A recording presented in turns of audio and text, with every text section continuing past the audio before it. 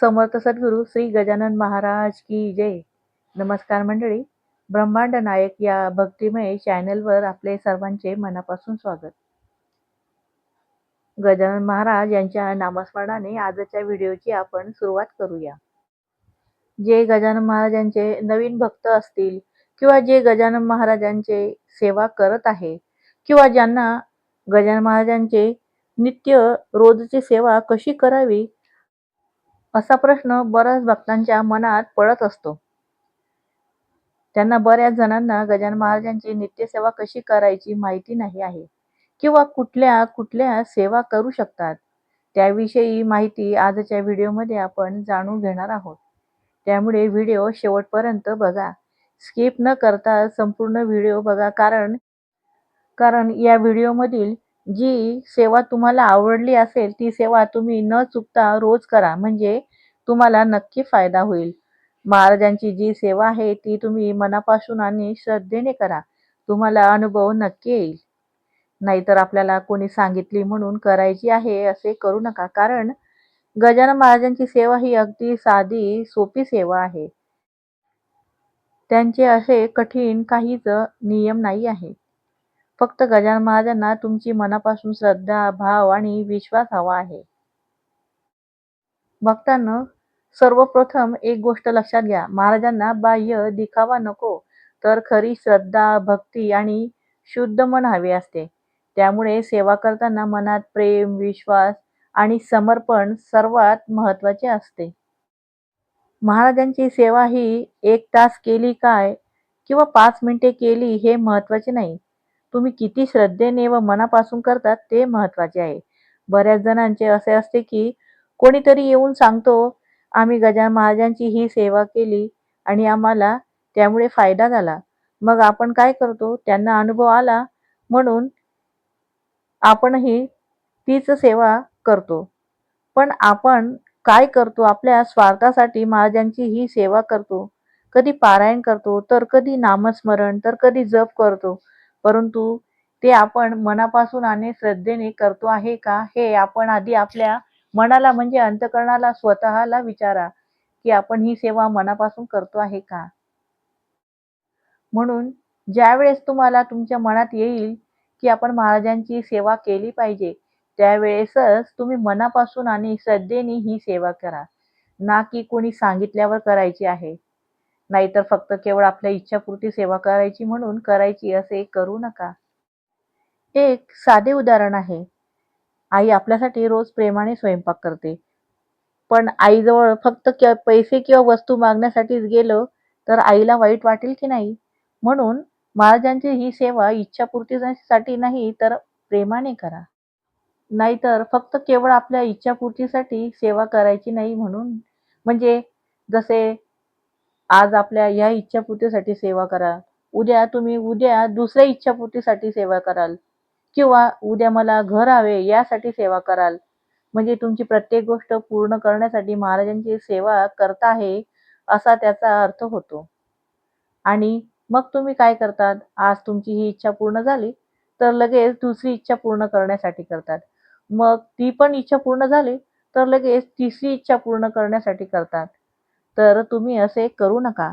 कारण बघा, समजा एखादा मित्र आपल्याकडे रोज फक्त काहीतरी काम असेल तेव्हाच येतो.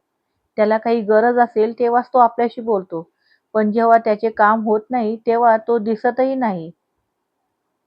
अशा मैत्रीमध्ये प्रेम आणि आपुलकी नसते, फक्त स्वार्थ असतो. पण जो मित्र कोणत्याही अपेक्षेशिवाय आपली विचारपूस करतो, सुख-दुःखात साथ देतो, त्याच्यावर आपले प्रेम अधिक वाढते. तसेच आपणही गजानन महाराजांची सेवा फक्त काही मागण्यांसाठी करू नये. महाराजांवर निस्वार्थ प्रेमाने, श्रद्धेने आणि भावाने सेवा करावी. कारण खरी भक्ती ही मागण्यात नसून तर समर्पणात आहे. तुम्ही ज्या दिवसापासून म्हणजे गजानन महाराजांची सेवा ज्या दिवसापासून करायला लागतात, त्या दिवसापासूनच महाराजांना माहिती असते, की तुम्हाला काय द्यायचे आहे, तुम्हाला काय पाहिजे आहे, तुमच्यावर कोणती समस्या आहे किंवा कोणते संकट येणार आहे. त्यांना सर्व माहिती असतात. ते वेळेवर नक्कीच धावून येतात. त्यामुळे तुम्ही सारखा कोणत्याही गोष्टीचा आग्रह करू नका. काही जण खूप आग्रह करतात. जसे मला मूल होत नाही आहे, तर मूल झालंच पाहिजे किंवा मला नोकरी मिळत नाही आहे, तर नोकरी मिळालीच पाहिजे. लग्न जमत नाही आहे, तर लग्न झालंच पाहिजे किंवा घर झालंच पाहिजे. असं नाही करायचं. महाराजांना माहिती असतं, की तुमच्या आयुष्यात काय चालू आहे. तुम्ही कोणत्याही स्वार्थासाठी सेवा करत असतात, तर असं न करता आता जसं बघा, एखादी विद्यार्थी असतो, परीक्षेच्या आदल्या दिवशीच अभ्यास करू लागला, तर त्याला अपेक्षित यश कसं मिळणार? पण जो विद्यार्थी रोज नियमित अभ्यास करतो, त्याला चांगले यश मिळते. तसेच महाराजांची सेवा ही नियमित आणि श्रद्धेने करा. मी अजून एक साधे उदाहरण सांगते, की आपण बँकेत नियमित पैसे जमा केले तरच गरजेच्या वेळी ते उपयोगी पडतात. तसेच भक्ती आणि सेवा ही रोजची साठवण आहे. योग्य वेळी महाराजांची कृपा नक्कीच लाभते. त्यामुळे गजानन महाराजांची सेवा ही निस्वार्थ मनाने आणि शांत आणि शुद्ध अंतःकरणाने करा. फळ नक्कीच मिळते. गजानन महाराजांचे भक्त वेगवेगळ्या प्रकारे महाराजांची सेवा करत असतात. कोणी भक्त गजानन महाराजांचे स्तोत्र वाचतात, तर कोणी भक्त रोज गजानन विजय ग्रंथाचा रोज एक अध्याय वाचतात. तर कोणी कोणी भक्त मनापासून श्री गजानन महाराजांचे नामस्मरण मंत्र जप करतात. तर कोणी कोणी भक्त गजानन महाराजांची छोटी गजानन महाराजांची गजानन महात्म्य ही पोथी वाचतात. तर काही भक्त श्री गजानन महाराजांचे 52च वाचतात. तर काही काही भक्त श्री गजानन महाराजांचा तारक मंत्र याचे श्रवण करत असतील. कोणी कोणी गजानन महाराजांचे अष्टकही रोज वाचत असतील. परंतु ज्या घरात गजानन विजय ग्रंथाचं रोज एक अध्यायाचे पठण केलं जातं, त्या घरावर कुठलंही संकट येत नाही. गजानन महाराजांच्या कृपेमुळे ते संकट निवारण होऊन जाते. महाराजांची कृपादृष्टी कायम त्या घरावर असते. ज्या घरात श्री गजानन महाराजांची नित्यसेवा केली जाते, त्या घरातील वातावरण अगदी आनंदी, प्रसन्न आणि सकारात्मक असते. त्या घरातील मुले सुसंस्कृत राहतात. त्या घरावर कोणतेही संकट जास्त काळ टिकत नाही. त्यामुळे जे संत श्री गजानन महाराजांचे भक्त असतील, त्यांनी आजपर्यंत गजानन महाराजांची नित्यसेवा केली नसेल, तर त्या भक्तांनी आजपासून निश्चय करायचा, की संत श्री गजानन महाराजांची नित्यसेवा आपण केलीच पाहिजे. कारण गजानन महाराजांची नित्यसेवा करायला काही नियम नाही किंवा कठीण कठीणही नाही. कारण गजानन महाराजांची सेवा ही एकदम साधी-सोपी आहे. त्यामुळे आपल्याला कोणतेही नियम पाळायची गरज पडत नसते. गजानन महाराजांची सेवा ही कोण-कोण करू शकतो? तर कुठलीही स्त्री, पुरुष, मुले-मुली कोणीही ही सेवा मनापासून करू शकतात. अगदी वयोवृद्ध, वयस्कर व्यक्तीसुद्धा गजानन महाराजांचे सेवा करू शकतो. जसे ते गजानन महाराजांचे बसल्या-बसल्या नामस्मरण करू शकतात किंवा गण गणात बोते या मंत्राचा जप करू शकतात. अगदी अंध, अपंग व्यक्तीसुद्धा गजानन महाराजांचे नामस्मरण साध्या सोप्या पद्धतीने करू शकतात. ही सेवा तुम्ही कुठेही, कधीही करू शकतात. आता आपण संत श्री गजानन महाराजांचे कुठल्या कुठल्या सेवा करू शकतात त्याविषयी जाणून घेऊया. रोजच्या कामामधून थोडा वेळ काढून महाराजांची आपण नित्यसेवा कोणकोणत्या करू शकतात. जसे की गजानन महाराजांचा गणगण गणात बोते या मंत्राचा तुम्ही 11 वेळा, 21 वेळा, 1 वेळा किंवा 108 वेळा तुम्ही तुमच्या वेळेनुसार मंत्र जाप करू शकतात. किंवा गजानन महाराजांचा तारक मंत्र आहे. त्या तारक मंत्र सुद्धा तुम्ही 1 वेळा, 11 वेळा, 21 वेळा असे आपल्या वेळेनुसार तुम्ही श्रवण करू शकतात.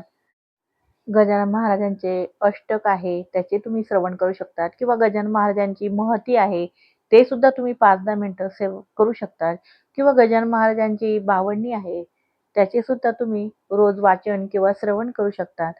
तसेच अजून एक सेवा म्हणजे गजानन महाराजांची श्री विजय ग्रंथाचा रोज एक अध्याय पठण करू शकतात. ही गजानन महाराजांची अत्यंत उत्तम सेवा आहे. काही भक्त दररोज एक अध्याय वाचतात. अशा प्रकारे नियमित वाचन केल्यास साधारणतः एका महिन्याच्या आतच आपले संपूर्ण एक पारायण पूर्ण होऊ शकतं. असं आपण आपल्या नित्यसेवेमध्ये आवर्जून केलं तर आपली सेवा ही मनोभावाने आणि शांत मनाने होऊ शकते. पारायणाची सक्ती नाही. रोज किती अध्याय वाचायचे, किती मंत्र जप करायचा, याबाबत कोणतीही सक्ती नाही. ज्यांना जसा वेळ मिळेल, जशी परिस्थिती असेल त्यानुसार ही सेवा करायची आहे. काही दिवस जास्त वेळ मिळतो, तर काही दिवस कमी वेळ मिळतो. परंतु सेवेत सातत्य असणे सर्वात महत्त्वाचे असते. संत श्री गजानन महाराजांची सेवा करणे म्हणजे फक्त पूजा-पाठ करायचा, जप करायचा किंवा ग्रंथ वाचन करायचा. तर सेवा ही पण असते जसं सत्य बोलणे, सर्वांशी प्रेमाने वागणे, गरजूंना मदत करणे, आई-वडिलांचा आदर करणे, अन्नदान करणे, कोणालाही दुखवू नये, ही सुद्धा महाराजांची सेवाच आहे. किंवा तुम्ही तुमच्या नित्यसेवेमध्ये गजानन महाराजांची छोटी पोथी आहे, म्हणजे गजानन महात्म्य, ते सुद्धा तुम्ही रोज नित्यनेमाने पठण करू शकतात किंवा गजानन महाराजांची आरती आहे, ती जय जय सच्चिद स्वरूपा स्वामी गणराया, ही आरती तुम्ही रोज आपल्या नित्यसेवेमध्ये आरती करू शकतात किंवा ही आरती तुम्हाला माहिती नसेल तर YouTubeवर, Googleवर सहज मिळेल किंवा तुमच्याकडे पोथी असेल तर त्या पोथीच्या मागे आरती आहे. जर तुमच्याकडे पोथीही नसेल, आरतीचं पुस्तक असेल, त्यामध्ये सुद्धा श्री गजानन महाराजांची आरती तुम्हाला मिळून जाईल. या सर्व सेवांपैकी कुठलीही सेवा केली तरी चालेल. गजानन महाराजांची सेवा करण्यासाठी हीच वेळ हवी, तीच वेळ हवी असे काही नसते. तुम्ही तुमचे घरातील सर्व कामे आटोपून तुम्ही ही सेवा तुमच्या वेळेनुसार करा. जसे तुमच्याकडे लहान मुलं असेल, तर तुम्ही ही सेवा बाळ झोपल्यानंतर सुद्धा करू शकता. बरेच असे स्त्री-पुरुष असतात, की त्यांना जॉबला जायचे असते. त्यामुळे त्यांना सकाळी-सकाळी घरातली सर्व कामं आटपायची असतात. मुलांचे टिफिन बनवायचे असतात, मुलांची अंघोळ असते, मुलांची तयारी करायची असते, घरातील स्वयंपाक असतो. घरात वयस्कर व्यक्ती असतील त्यांचे सुद्धा सर्व तयारी वगैरे सर्व कामं करून द्यायची असतात. त्यामुळे त्यांना खूप गडबड असते. म्हणून ऑफिसला जाणाऱ्या लोकांसाठी मी तर एक सांगू इच्छिते, की तुम्हाला जसं शक्य होईल तसं जेव्हा जी वेळ तुम्हाला योग्य असेल, वेळ मिळेल त्या वेळेतच तुम्ही नक्की गजानन महाराजांची सेवा 5-10 मिनिटं तरी शांतचित्त मनाने करू शकता. मग ती सेवा तुम्ही 1 तास करू शकतात किंवा 10 मिनिटे करू शकतात. याचे महत्त्व नाही, तर तुमच्या मनातील भाव, शुद्ध अंतःकरण आणि महाराजांविषयीची निष्ठा, प्रेम महत्त्वाचे आहे. आता मी तुम्हाला सांगते कोणकोणत्या सेवेसाठी किती वेळ लागतो. म्हणजे मला जितका वेळ लागतो त्यानुसार मी तुम्हाला सांगते. माझ्याकडे श्री गजानन विजय ग्रंथाची पोथी आहे. त्या पोथीमध्ये एकूण 21 अध्याय आहे. त्या 21 अध्यायांना म्हणजे रोज एक अध्याय जरी आपण वाचला तर एका अध्यायाला साधारण 15 ते 20 मिनिटं लागतात. श्री गजानन विजय ग्रंथामध्ये जे शेवटचे 2-3 अध्याय आहे, तेच थोडे मोठे असल्यामुळे त्यांना 25-30 मिनिटं त्या 2-3 अध्यायासाठी लागू शकतो. आणि गजानन विजय ग्रंथाच्या पोथीमागेच आपल्याला स्तोत्र आहे, अष्टक आहे, या सर्व सेवा गजानन महाराजांच्या विजय ग्रंथाच्या पोथीमागे आहेत. जसे की गजानन महाराजांचे एक स्तोत्र आहे. ते स्तोत्र एक पानाचे आहे. तर साधारणतः ते 5-10 मिनिटात पूर्ण होऊ शकतात. किंवा गजानन महाराजांचे अष्टक आहे, ते देखील 5-10 मिनिटात पूर्ण करू शकतात. किंवा गजानन महाराजांची बावन्य आहे, तिला थोडा जास्त वेळ म्हणजे 15 ते 20 मिनिटं लागतील. त्यानंतर गजानन महाराजांची महती आहे, ते सुद्धा तुम्ही 5-10 मिनिटात पूर्ण वाचन करू शकतात. नंतर गजानन महाराजांचे नमस्कार अष्टक आहे. ते सुद्धा तुम्ही 5-10 मिनिटात पूर्ण वाचू शकतात किंवा गजानन महाराजांचे अष्टक आहे, ते सुद्धा तुम्ही 5 ते 10 मिनिटात पूर्ण करू शकतात. या पोथींमध्ये एक-एक पानाच्या सेवा आहे. त्यामुळे तुम्ही सहज रोज नित्यसेवेमध्ये 5-10 मिनिटं हे करू शकतात. गजानन महाराजांची बावन्नी आहे, ते 52 ओव्यांसहित आहे म्हणून त्या बावन्नीलाच 15 ते 20 मिनिटं लागतात. यापेक्षाही कमी वेळ लागू शकतो. कारण ते आपल्या वाचनाच्या स्पीडवर असते.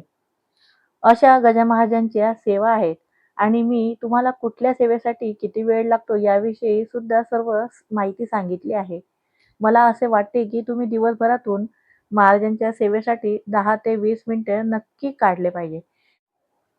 कारण आपल्यालाही महाराजांची नित्यसेवा करून मनाला शांती वाटते आणि आत्मिक समाधान वाटते. त्यामुळे महाराजांची सेवा करण्याचाही आपल्याला आनंद मिळतो. बघा, मी एक साधं उदाहरण तुम्हाला सांगू इच्छिते, की आपण मोबाईल हातात घेतला तर WhatsApp ओपन केलं तर सहज आपल्याला अर्धा तास, 1 तास कुठे निघून जातो कळत नाही. म्हणून मी तर तुम्हाला सांगू इच्छिते, रोजची सर्व कामं आटपून देखील तुम्ही महाराजांसाठी म्हणजे महाराजांच्या नित्यसेवेसाठी 10 ते 15 मिनिटं नक्कीच काढले पाहिजे. आणि ते 10 ते 15 मिनिटं देखील शुद्ध मनाने, शुद्ध अंतःकरणाने व श्रद्धेने सेवा केली पाहिजे.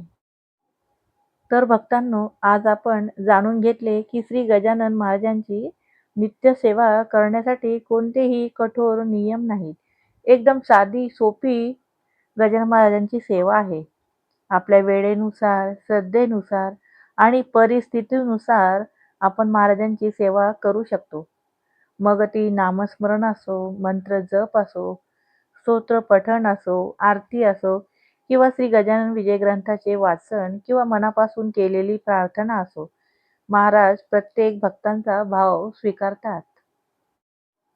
भक्तांनो, लक्षात ठेवा, महाराजांना बाह्य दिखावा नको असतो, तर भक्तांचे शुद्ध मन, श्रद्धा आणि प्रेम हवे असते.